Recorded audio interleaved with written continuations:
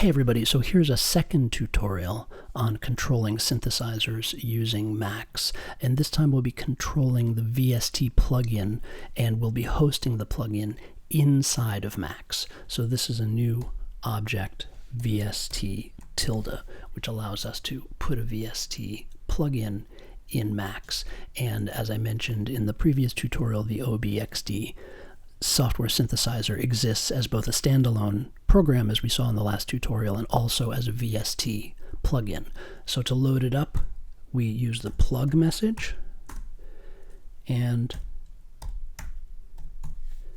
the name of the plugin, lock the patch, send the message, and then when we double click the VST, here's our OBXD, but this time it's inside of Macs. Notice that there's no more OBXD menu up here. This is not running as a standalone application. This is running as a plugin inside of Macs. So in order to play it, now we have audio coming out of VST tilde that we can send to a live.gain or other volume controller.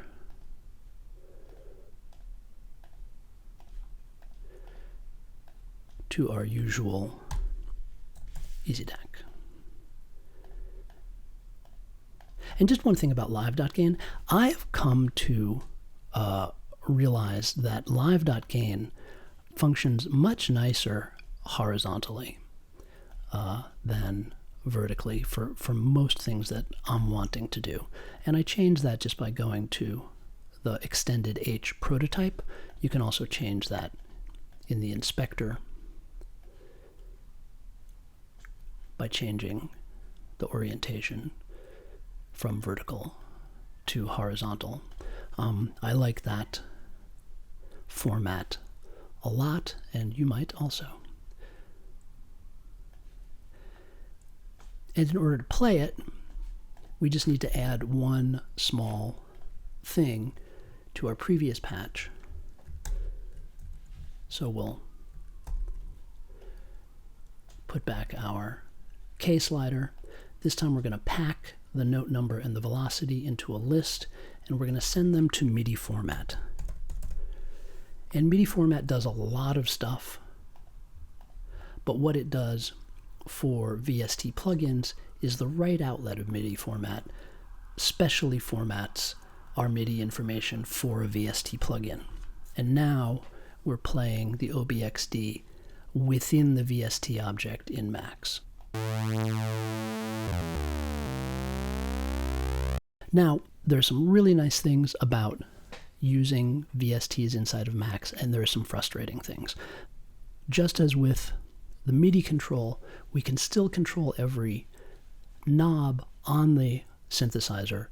We do need to use a bit of a different mechanism for that, and that is sending the params message to the VST object, which will cause it to dump out of its third outlet a list of all of the synthesizer's parameters. So if we go to the Macs window and hit params, it tells us here are all of the functions. And these are the same functions that we saw in the MIDI documentation, except now we're seeing them as they relate to the VST. So to make this useful, we can put these into a U menu, like so.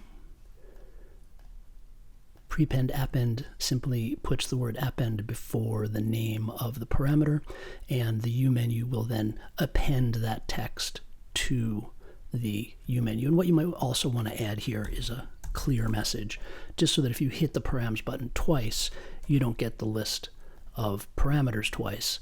It clears out and you only get it once. So there, now I've got all of my parameters in a U menu.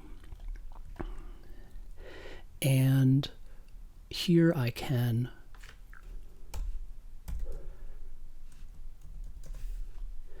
use this little structure prepend set into prepend. And what that does is this prepend is undefined, but when we choose one of these, this prepend is now a prepend bend range. So by putting the word set in front of bend range, we've told this second prepend, hey, what do we want you to prepend? We want you to prepend the word bend range. So now, if I send a float into this prepend, what comes out will be bend range followed by the floating point number. And whatever I change this to, I'm now controlling. Always useful to limit your number boxes.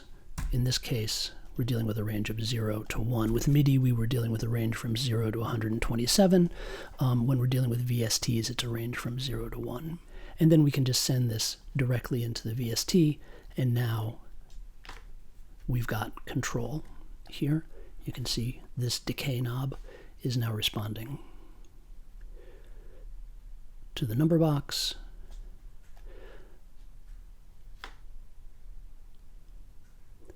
Filter cutoff, as we looked at before, is now responding to the number box.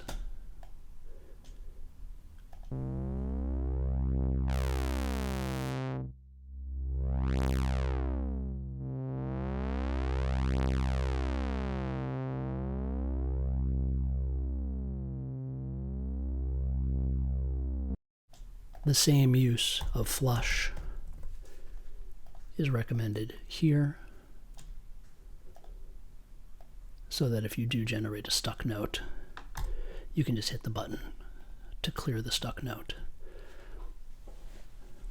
So this structure is unfortunately a little bit convoluted, but it does give us control over all the parameters of the synthesizer. You could very easily write something, for instance, with an Uzi that randomized all the settings of the synthesizer, or set them according to some set of rules, or obviously modulated them in real time. Another thing that we can do in Max that's a little bit different than what we could do in the standalone application is that we can save snapshots of the state of the VST. So if I go to this snapshot pane here, I can see that currently if I select the VST, it has some snapshots saved of different sounds it can produce that I've recorded. I can delete those. And with the message add snapshot,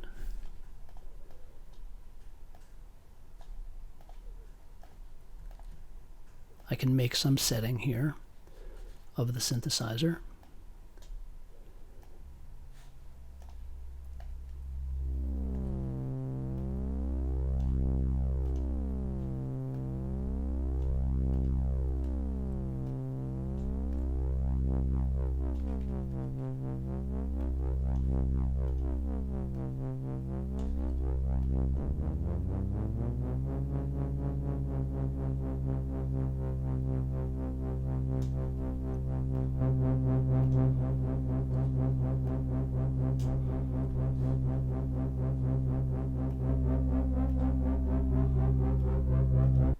And if I like that, I can add snapshot. And now when I highlight the VST again, I see it has one new snapshot. I can make another change to the sound.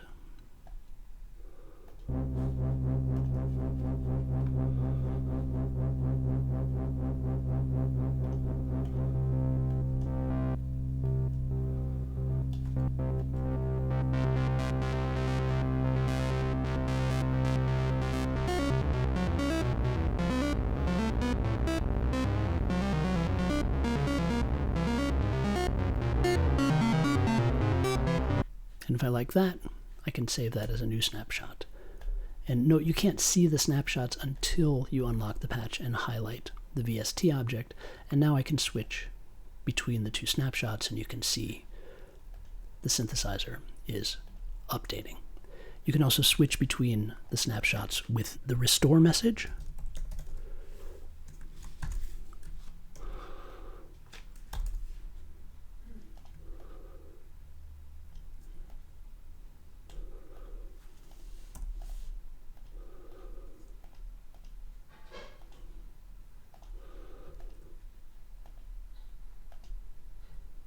and you can see that it's switching between the settings.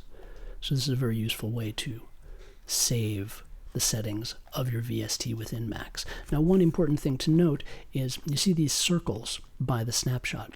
This shows that they're saved on your computer. They're not saved in the patch. So if you were to share this patch, your snapshots would be lost. So the way to save them permanently is to set embed snapshot. Set embed snapshot. Which snapshot? And then a 1 for true. So set embed snapshot, $1, meaning which snapshot you're going to embed, and a 1 for true. So now whenever I recall a snapshot within the VST, it will also be embedded into the patch. So now snapshot 0 was saved with the patch and can be shared with the patch. And if I recall snapshot 1, it's also saved with the patch and can be recalled with the patch. Probably the biggest advantage of hosting your VST plugin inside of Max is that you can continue to process it, which you can't do easily with the standalone version of the synthesizer. So for instance, I could take another VST,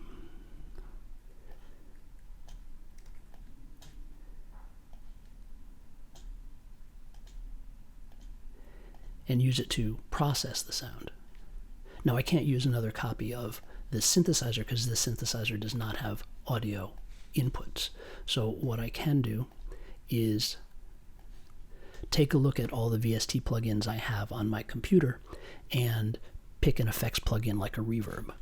So the way we do that is with the VST scan object, VST scan, and we send it the list VST message or the list VST3 message. VST3 is the updated format for VST plugins.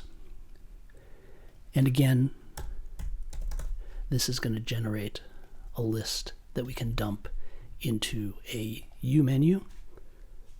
So there's all my VSTs, and there's all my VST3s. So we can take this and route plug underscore VST and plug underscore VST3 to dump them each into their own U menus, and prepend append, just as we saw before, into a U menu.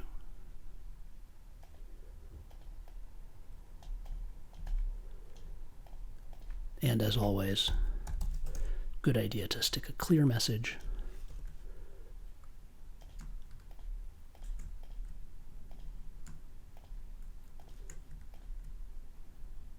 Actually, we need a clear message for each one.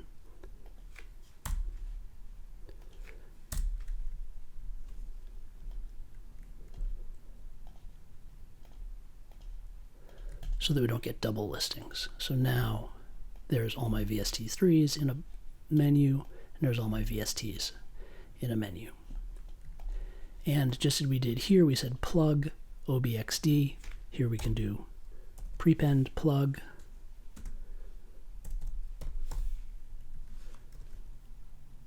from the middle outlet of the U menu into our second VST. And let's grab a reverb. Here's a reverb. This is not a free reverb, but it's just one that I'm grabbing because it sounds nice. And when I double click this VST, I've got a reverb plugin inside there, and we can immediately hear the difference.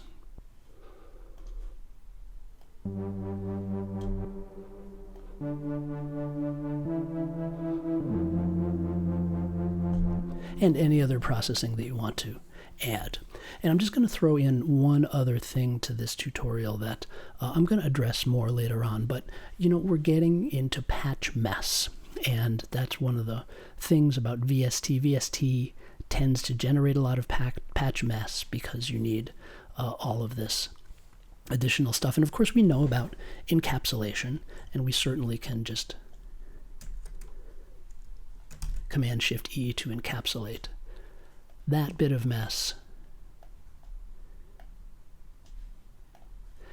But sometimes encapsulation doesn't really help that much. Like, how are we going to encapsulate this to make it cleaner? And there's a fantastic feature of Macs that I haven't even mentioned previously. That is presentation mode. And in presentation mode, you take the stuff that you want to see and highlight it. I want to see this. I want to see that. I want to see that. I want to see that. I want to see that. I want to see that. I want to see these. I want to see that. And I say, add to presentation. And then see this little button down here, presentation mode. When I click this, that's all that shows on the screen. The one other thing I need is I do need my controller there that I must have deleted by accident.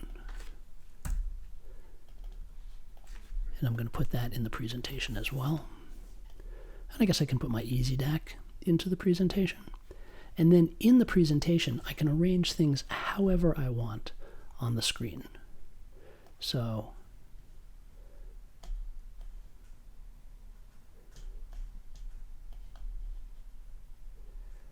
this is plugin OBXD, parameters cutoff, add snapshot.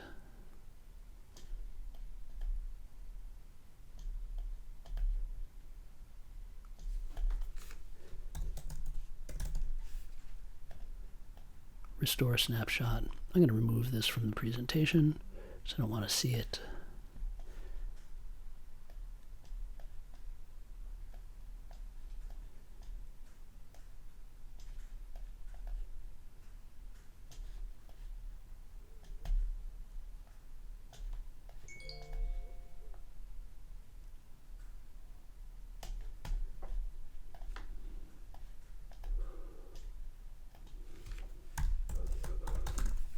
Call this plugin 1, plugin 2, and now I've got a great control panel.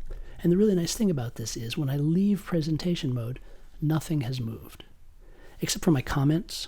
My comments that I created are in the positions I created them in the presentation mode. My whole patch is here in all of its messiness. But when I enter into presentation mode, I have this clean interface to work with, and everything still functions.